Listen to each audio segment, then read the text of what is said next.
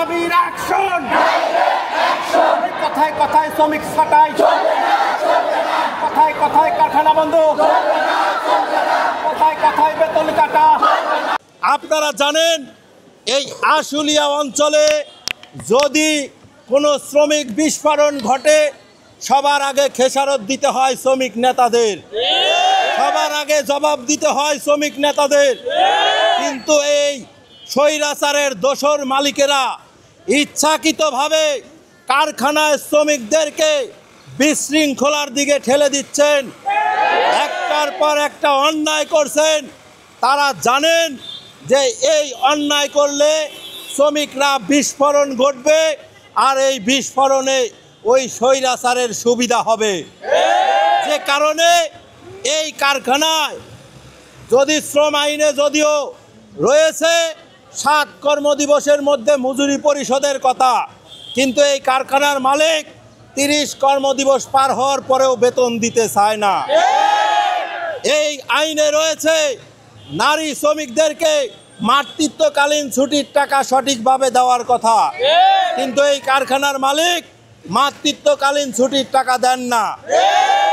বাংলাদেশ সংবিধানে রয়েছে এবং বাংলাদেশ শ্রম আইনে বলা রয়েছে যদি কারখানা করে বাংলাদেশের আইন মানতে হবে।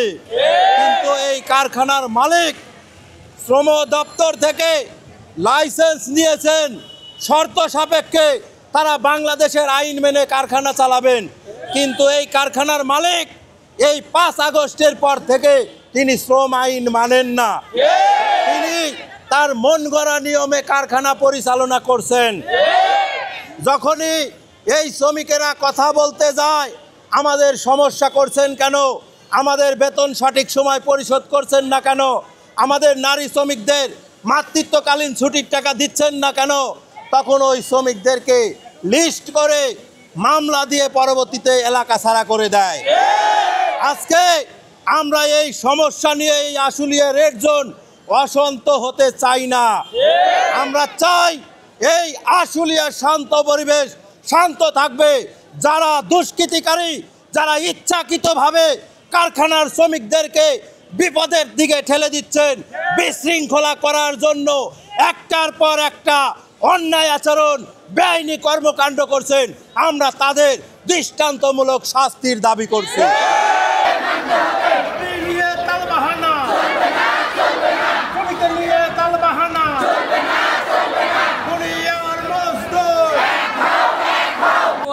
সমস্যা চলতেছে, এটি নিয়ে আমাদের ভবিষ্যতে মানে কর্মসূচি আসবে আজকের ডিআইজির আলোচনার পরে। ডিআইজি মহোদয়কে আমাদের 72 ঘন্টার একটা আলটিমেটাম দিয়েছে। সেই আলটিমেটামের সাথে তারা কি ধরনের মত দেন আমাদের, সেই মতের উপর আমরা সিদ্ধান্ত নিব আমাদের লাগাতার কর্মসূচিগুলো কি হবে। এবং যদি এই অবস্থায় চলতে থাকে তাহলে আসলে আমাদেরকে লাগাতার কর্মসূচি দিয়েই এই অবস্থার পরিবর্তন করতে হবে। আপনারা জানেন 5 জুলাইয়ের পরে দেশে একটা শান্তি বিরাজ করার কথা ছিল, কিন্তু সেই শান্তি সবাই হয়তো কিছু কিছু ভোগ করতেছে, কিন্তু আমাদের এই শ্রমিকরা সেই শান্তি থেকে আরও অশান্তির দিকে চলে যাচ্ছে। কারণ যারা ওই স্বৈরাচারের দোসর যে মালিকরা তারা প্রতিনিয়তই চেষ্টা করতেছে এই শ্রমিকদেরকে আরও বেশি নির্যাতনের দিকে ঠেলে দিতে।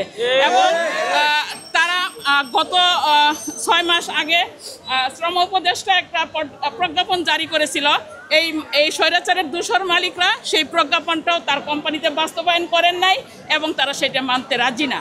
আপনারা জেনে রাখবেন শ্রম উপদেষ্টার যে প্রজ্ঞাপন ছিল সেই প্রজ্ঞাপনটা তারাই মানে নাই, যারা স্বৈরাচারের দোসর মালিক তারা এটা বাস্তবায়ন করতে রাজি না। তার মানেই তারা বিশৃঙ্খলা তৈরি করতে চায়। আপনারা জাতির বিবেক আপনাদের লেখনের মাধ্যমে যেন করে বাংলাদেশে 35 লক্ষ শ্রমিক বা 40 লক্ষ শ্রমিক যেন মানবতার জীবনযাপন থেকে বেরিয়ে এসে তারা ভালো জীবনযাপন করতে পারে। কারণ বাংলাদেশে যদি গার্মেন্টস শিল্পের অবনতি ঘটে বাংলাদেশ স্মার্ট বাংলাদেশ হতে পারবে না। এবং বাংলাদেশের যত মানুষ আছে, বাংলাদেশের সেক্রেটারিয়েট বলেন তারাও কিন্তু আসলে ভালো চলতে পারবে না।